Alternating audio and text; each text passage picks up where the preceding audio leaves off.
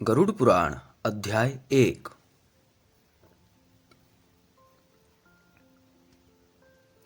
पक्षीराज गरुड़ ने भगवान विष्णु से निवेदन किया, हे प्रभु, मैंने तीनों लोगों का भ्रमण करने के बाद उसमें रहने वाले लोगों को देखकर यह निष्कर्ष निकाला कि वह सभी दुखों में ही डूबे रहते हैं।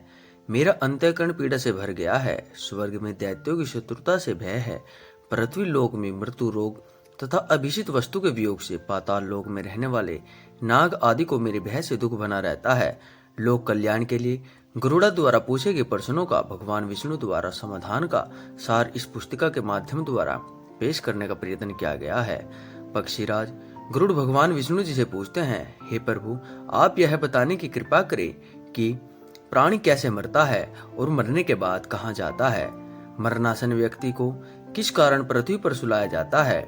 उसके नीचे कुश और तिल क्यों बिछाए जाते हैं। उसके मुख में पंचरत्न क्यों डाला जाता है। मृत्यु के समय गौदान अनन्य वस्तुओं के दान क्यों दिए जाता है।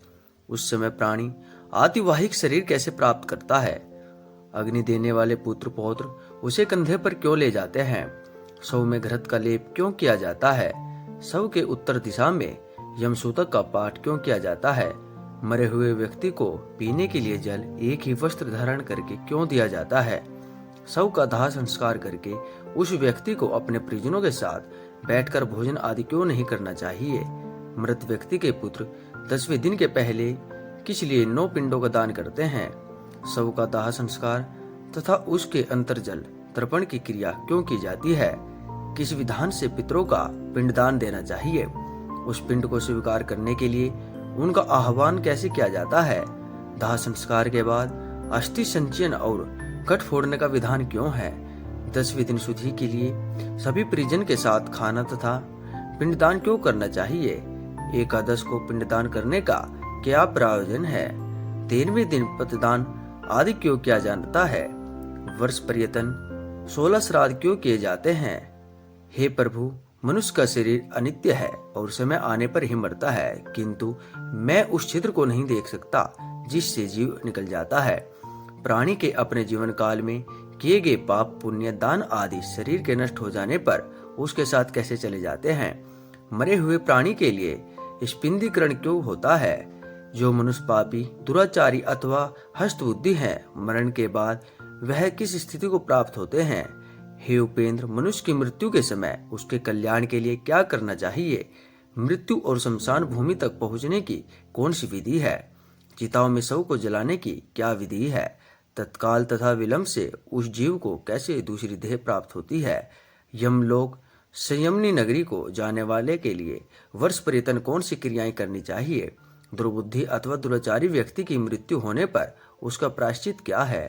प्रायकता आदि में मृत्यु होने पर पंचक शांति के लिए क्या करना चाहिए।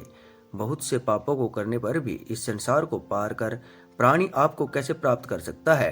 हे देव, आप मेरे इस संपूर्ण भ्रम को विनिष्ट करने में समर्थ हैं। मैंने आपसे यह सब लोग मंगल की कामना से पूछा है, मुझे बताने की कृपा करें। श्री कृष्ण जी गरुड़ से कहते हैं, हे पक्षीराज, तुमने जो मानव कल्याण के लिए अपनी जिज्ञासा व्यक्त की है वह सर्वश्रेष्ठ है। अब इसका समाधान सुन। जब मनुष्य अपने पिछले जन्म के अच्छे बुरे कर्म के संचित परिणामों को भोगता हुआ और इस जन्म में कर्म करता हुआ मरणासन अवस्था को पहुंच जाता है तो शरीर में कई रोग उत्पन्न होते हैं। एक अचानक सर्प की भांति वह मौत के जकड़न में बनता चला जाता है। वह घर में ऐसे ये हीन अपाहज शारीरिक मानसिक पीड़ाओं से पीड़ित फिर भी जीने की मन में इच्छा को लेकर दुखदायी जीवन व्यतीत करता रहता है।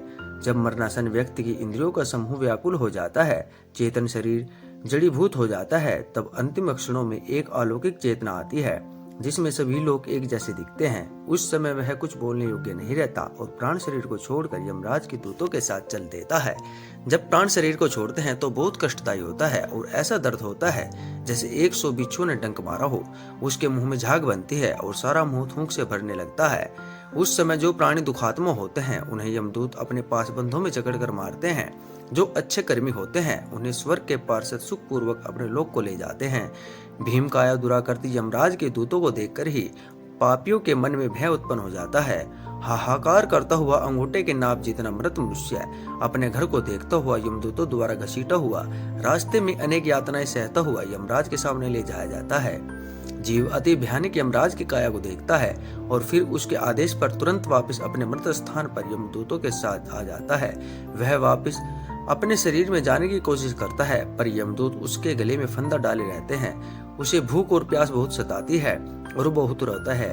अपने पुत्रों द्वारा अर्पित की हुई चावल की खीलों को वह खाता है, फिर भी भूख नहीं मिटती। जिन आत्माओं को यह खीलें नहीं मिल पाती, वह सुनसान जंगल में भटकती रहती हैं।